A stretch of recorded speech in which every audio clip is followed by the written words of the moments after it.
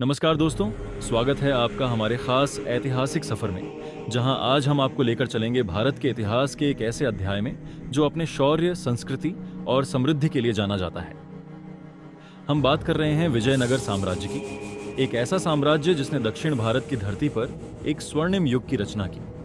आइए जानते हैं कैसे बना ये साम्राज्य, कौन थे इसके महान शासक और क्या वजह रही इसके पतन की। पूरा वीडियो जरूर देखें क्योंकि इस कहानी में है वीरता, राजनीति, संस्कृति और संघर्ष की अद्भुत गाथा की।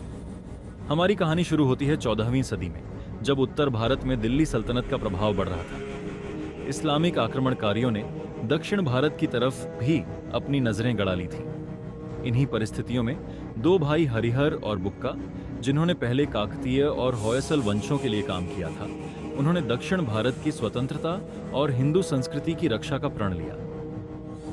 1336 ईस्वी में तुंगभद्रा नदी के किनारे इन भाइयों ने विजयनगर साम्राज्य की नींव रखी। विजयनगर का मतलब है विजय का नगर, यानी एक ऐसा नगर जो हमेशा विजय की ओर अग्रसर रहेगा।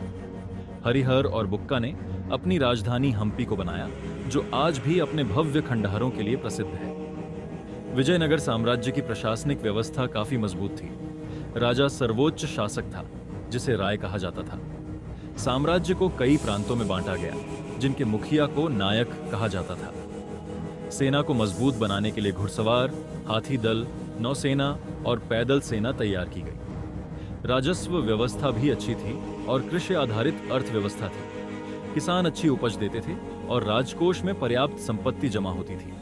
अब बात करते हैं विजयनगर के महान शासकों की, जिन्होंने इस साम्राज्य को नई ऊंचाइयों तक पहुंचाया। हरिहर और बुक्का 133 से 137 स्थापना काल के शासक, जिन्होंने साम्राज्य की नींव मजबूत की। देवराय प्रथम 106 से 122, इन्होंने कला, साहित्य और वास्तुकला को बढ़ावा दिया। अपनी सेना में तुर्की घुड़सवारों को शामिल किया और आधुनिक युद्ध कला अपनाई। कृष्णदेव राय 1509 से 1229, विजयनगर साम्राज्य का स्वर्णकाल। आंध्र भोज के नाम से प्रसिद्ध कृष्णदेव राय ने बहमनी सल्तनत और उड़ीसा के गजपति शासकों को हराया। साहित्य, कला और मंदिर निर्माण में अद्भुत योगदान दिया। तेलुगु भाषा में अमर ग्रंथ अमुक्त माल्यद की रचना की। कृष्णदेव राय की कुशल राजनीति और सैन्य रणनीति ने विजयनगर को दक्षिण भारत का सबसे शक्तिशाली साम्राज्य बना दिया। विजयनगर सिर्फ एक सैन्य शक्ति ही नहीं, बल्कि सांस्कृतिक और धार्मिक पुनर्जागरण का भी केंद्र था। संस्कृत, तमिल, तेलुगु और कन्नड़ साहित्य खूब फला फूला। हिंदू धर्म और परंपराओं का संरक्षण हुआ।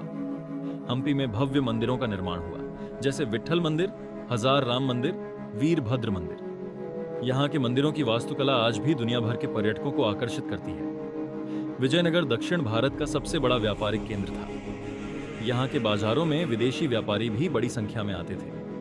हम्पी का बाजार तुंगभद्रा नदी के किनारे बसा एशिया के सबसे समृद्ध बाजारों में से एक था। हर महान साम्राज्य की तरह विजयनगर भी हमेशा कायम नहीं रह सका। 1565 में तालीकोटा की लड़ाई में बहमनी सल्तनत से टूटे हुए बीजापुर, गोलकुंडा, अहमदनगर और बीदर के सुल्तानों ने मिलकर विजयनगर की सेना को हरा दिया। इस युद्ध के बाद विजयनगर की राजधानी हम्पी को पूरी तरह से लूट लिया गया और बर्बाद कर दिया गया। यह साम्राज्य धीरे धीरे कमजोर होता गया और छोटे छोटे नायक शासन करने लगे। लेकिन विजयनगर की सांस्कृतिक और ऐतिहासिक विरासत कभी नहीं मिट पाई। विजयनगर साम्राज्य भारतीय इतिहास का वह अध्याय है जो हमें हमारी सांस्कृतिक और ऐतिहासिक विरासत पर गर्व करने का अवसर देता है। यहाँ की कला, संस्कृति, प्रशासनिक व्यवस्था और वीरता की गाथा आज भी हमारे दिलों में जीवित है। हम्पी के खंडहरों में गूंजती हर आवाज हमें उस स्वर्ण काल की याद दिलाती है, जब विजयनगर ने दक्षिण भारत की धरती पर अपने शौर्य की अमिट छाप छोड़ी थी। अगर आपको हमारा यह वीडियो पसंद आया हो तो लाइक करें, देसी लव हिस्ट्री चैनल को सब्सक्राइब करें और कमेंट में बताएं अगली बार किस ऐतिहासिक विषय पर आप वीडियो देखना चाहते हैं।